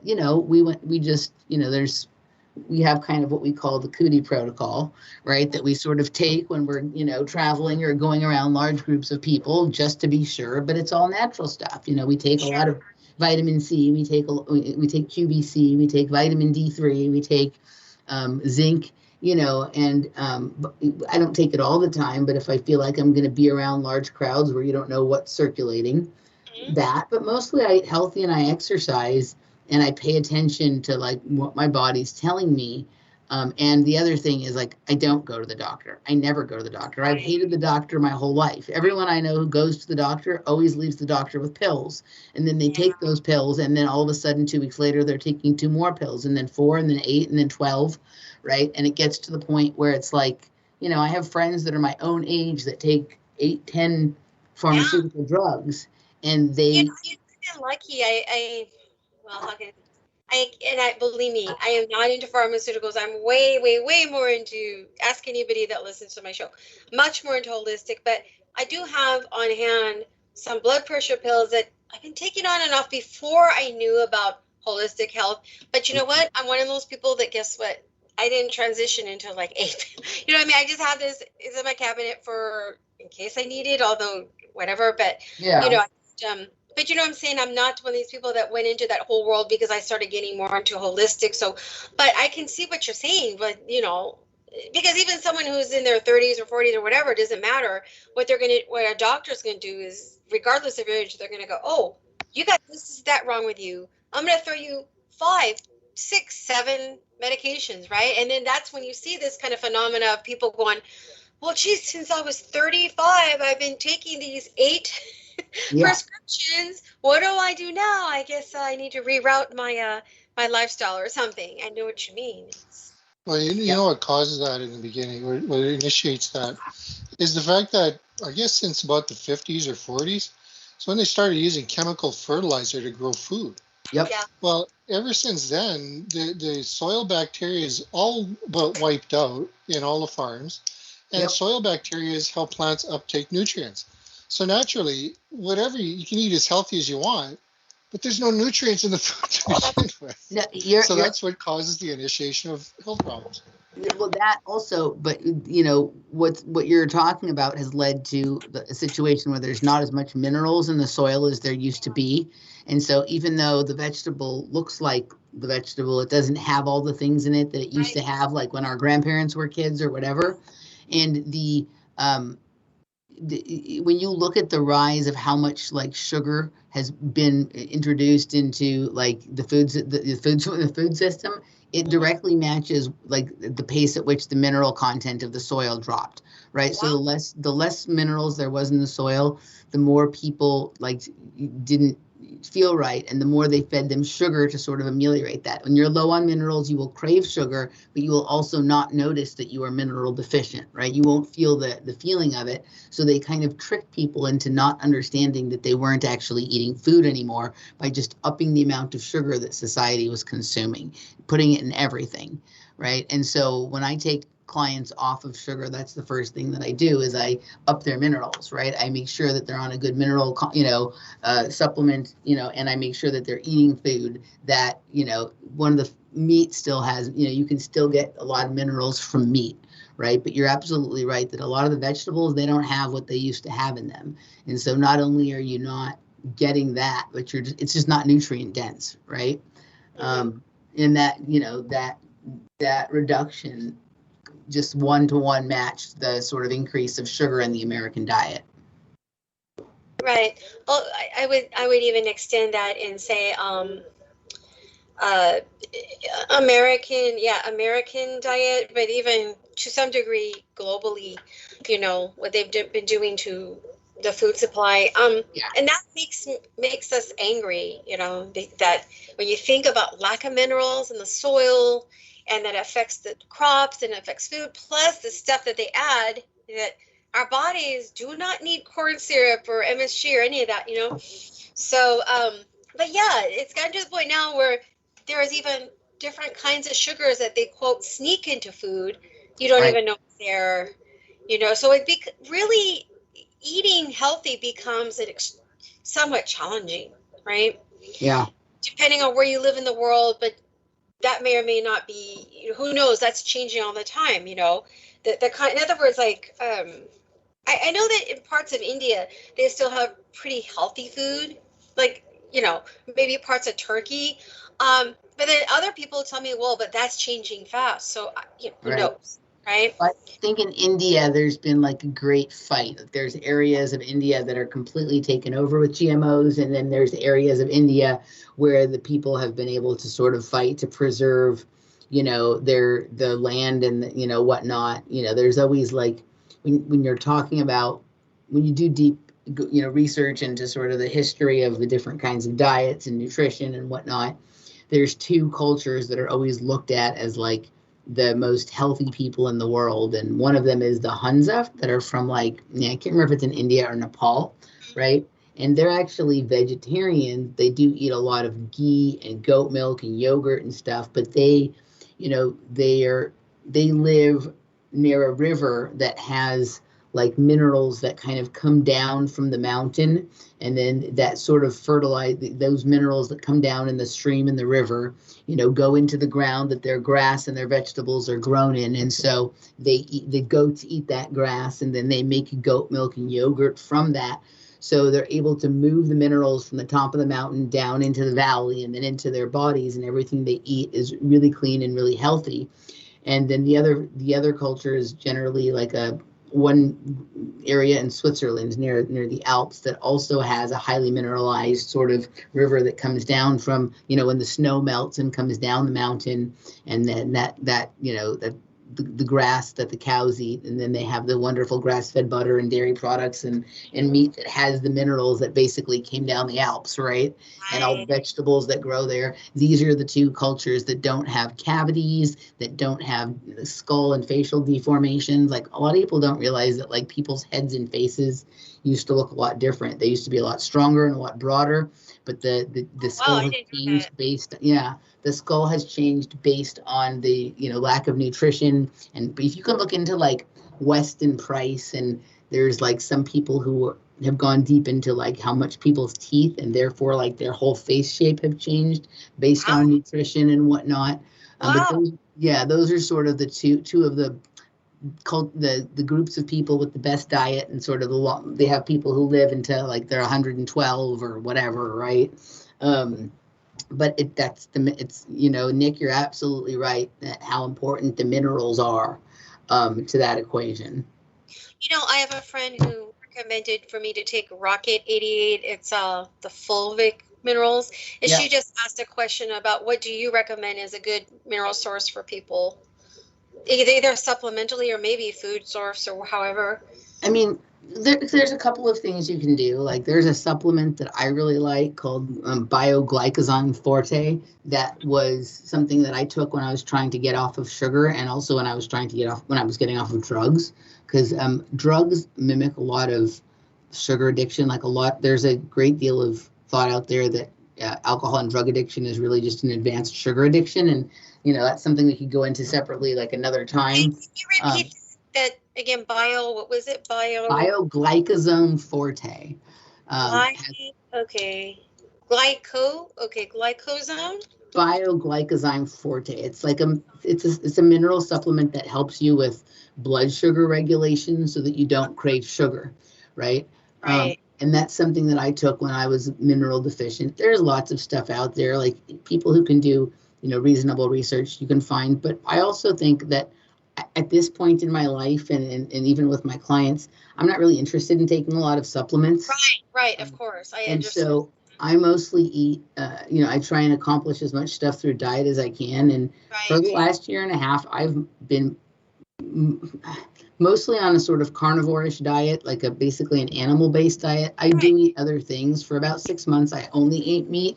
But I do eat other things, but I'd say that 70 to 80% of my diet is animal products. And that, right on. That's kind of what I'm I relate to what you're saying in a way. it's very nutrient dense. And when you figure out the right diet for yourself, you need to sort of customize a diet. There's not one diet that's going to work for everybody. Right. But if you eat a good amount of animal-based proteins and fats and then supplement that with the plant foods that are the least toxic and that work the best for you, you shouldn't, unless you have some significant unusual health thing going on or whatever, you shouldn't need to take too many supplements. Like every once in a while, you can get into something, where you're having a particular issue, so you take one supplement for a while, to resolve it. But you shouldn't have to keep taking supplements all the time, always. I agree with you on that. Yeah. Mm-hmm. Yeah. I can see that. Yeah. Well, oh, interesting. Yeah. What my friend was asking, what is your blood type? Yeah. So I have my blood type is B positive. Oh. But what's interesting about my blood type is I don't believe it used to be B positive. I remember being an O blood type. I can't remember if it was O positive or O negative. But what's funny about this is, first, I've had a couple of clients with the same thing, and then I've just met a couple of other people in general that I've never met from a different blood type to a different one. Everyone I know who has had a switch in blood type, it goes from O to B positive. Really? So I don't know what. I didn't know the blood. You mean the blood literally in your body switched the type? I don't know. So there's a couple of possibilities, right? It's entirely possible that one blood test or the other blood test was wrong, right? Right, and that's possible. The other possibility is that people have developed the ability to shift and mutate their own blood types to avoid the targetry of bioweaponry, right? And so one of the things that there's a group of us who have had this sort of switch that we were talking about at sort of the beginning of this pandemic or scamdemic or nonsense that we've been living through. What is really the purpose of all of this testing, right? Testing, endless testing. I think they're looking for the people with the ability to switch their types, because if you're trying to target people with, whether the bioweaponry be a virus or in the chemtrails or in the food, and everything you throw at them doesn't seem to respond, their body just creates some sort of mutation or morphs to do something else in order to fight it. And that's pretty frustrating for whoever is trying to do that, right? That's interesting. Wow. I think there's a group, I think there is and I don't think it's necessarily a small number either. I don't think it's a super large number, but I don't think it's I'm some special person that can change I think there's quite a few people out there. I think it's a real thing. And I don't know if it's been something that always happens or if this is a new phenomenon. I don't know if it's genetic in terms of something you inherit from your family, or if this is some consciousness. I have no idea, right? But at this point, I know enough people, probably 5 or 6 people, who have all been through this, and all of it is from O to B. I haven't heard anybody say A to B or B to O or A B, and none of it's ever involved any AB or anything like that. So yeah. My friend was asking, did your eye color have any changes or no? So I have my eyes have always changed colors my whole life. Oh, okay. I have also central heterochromia of the eyes. And almost everybody that I know at this point has central heterochromia, which is considered to be a very rare condition. It's most common amongst Jews, although it's not only Jews that have it. but it's a rare condition. But almost everyone I know has it. So I don't know if there's a connection between central heterochromia and consciousness, or how a person's ability to be like awake and aware. Heard of that disorder or whatever. I've never heard of it. Interesting. So it's not a disorder. What it is like, you know, when you see a husky dog that has one blue eye and one brown eye, that's called heterochromia. Central heterochromia is when you have multiple colors within one eye. So in my case, like my eyes are blue. They're like a bluish green, but around the pupil, there's more of like a splat, like this hazel splash, right? Like, and then the outside of my eye is like a darker gray ring, but they change colors. Sometimes they're blue, sometimes they're green, sometimes they look more hazel, sometimes they're a grayish color. It's, you know, I have that kind of eyes. But there's the central heterochromia seems to be connected to a lot of other interesting characteristics in a person as well. They may be looking for certain kinds of DNA, right? And you know what I'm saying? Yeah, this is interesting. Yeah. Wow. Yeah, me and Nick I'm an O positive. I think, Nick, you're O positive, or you're a negative. You're positive. Yeah, so I'm O positive. That's interesting. And as you know, I think for O's and B's, I mean, look, I don't know if you follow the book, the blood type, whatever. I have the book, and it's interesting. Yeah. I think there's some validity to it, but I wouldn't say that it's completely, like 100%, right? Yeah, but it's about 50%, right? Like, so I have the book and I use it sometimes, right? Like sometimes it provides the answer to me that nothing else is like solving the problem, but it is right about a couple of things. Like I have my entire life both not really liked and not responded well to chicken. And when I read that book, it was like, oh, bees should definitely not eat chicken. My father is also a bee. He has the same thing, right? And I've found that with like most of my clients, the bees and the chicken tends to be like a thing. Either they don't like it or they don't do well with it. And there's a few things in there that are like, yeah, this is actually really good and it's very helpful. And then the other stuff, some other stuff, it's just like, yeah, no, it's about 50% accurate. I tend to kind of go with that too. Yeah. The interesting thing is I think I was texting you before we even spoke much, but I'm seeing an acupuncturist now in Koreatown, and he didn't know my blood type, but just based upon my conditions, he was giving me some hints about food, and he goes, yeah, don't eat chicken, and I'm like, okay. I mean, I'm just kind of going with what he's suggesting, even though I'm an O, should be okay, but according to whatever is going on with me right now, he's like, just lay low on that. Yep. So I'm kind of, the other day I was at Sprouts and I bought some hormone-free beef slices that were in a package. It states hormone-free, nitrate, whatever. I look, it's hard to be a purist, so I don't, whatever. I just try to get what I can get. And it was cheaper to buy it that way than buying a steak at that time. So I'm eating some of that, and then fish. But of course, he said don't eat shellfish, but I don't want to get into my thing. So, but yeah, it's kind of interesting about food and blood type, because I always did feel too that for O's, but maybe even for B people, vegetarian, I think, is not really for us. That's maybe more for A's or AB types. Yep, that's exactly, yeah. That's the general thing, right? That we can kind of see. Let me see. We have a few minutes left of the show. The music might start in a couple, 2 or 3 minutes, but let me see.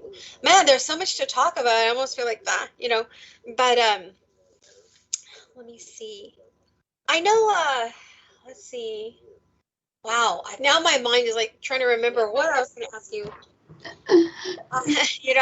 Yeah. But go ahead. If you have no, I just said, well, I can come back sometime so we can talk some more if you like. Yeah, that would be great. Yeah, I can just, I can kind of tell people what's going on for me, where they can. So go for it. Go for that. Yes. Okay, cool. So I have like a variety of different shows I do, some with other co-hosts, some with just guests and whatnot. A lot of my work revolves around, synchromysticism, synchronicity, deep research, tying things from like, sort of the outer worlds and the inner world in a way that creates an interesting story for you to live your life by, as opposed to the narrative that we're being fed. So I try to keep it super interesting, super weird, but also like super, super kind of like fun, or like sort of like we're discovering the great adventure of our own lives, right? So I have series that I do with Robert Phoenix, a series that I do with my friend Danny Katz, who I've known since childhood, and then a series that I do with Michael Wan, and that one is really mostly with the synchronicities, and that's called. We do two different shows. We do a show called Project Kids, and then and that's a monthly show, and we do a weekly show called Playing the Glass Speed Game, and that's where we really get into some really bizarre but interesting and fun stuff. Wow. And you can find all my work either on my YouTube channel, Emily Moyer, or the stuff that can't go on YouTube goes on Rumble. All of my private content is at patreon.com/offplanetmedia or emilymoyer.locals.com. And I have a website. My website is emilycmoyer.com. And there you can find links to all my music. We got to go before we get cut off. Thank you, Emily and Nick. This is Noreen Helpin, Walker Heart Roundtable Show. Thanks.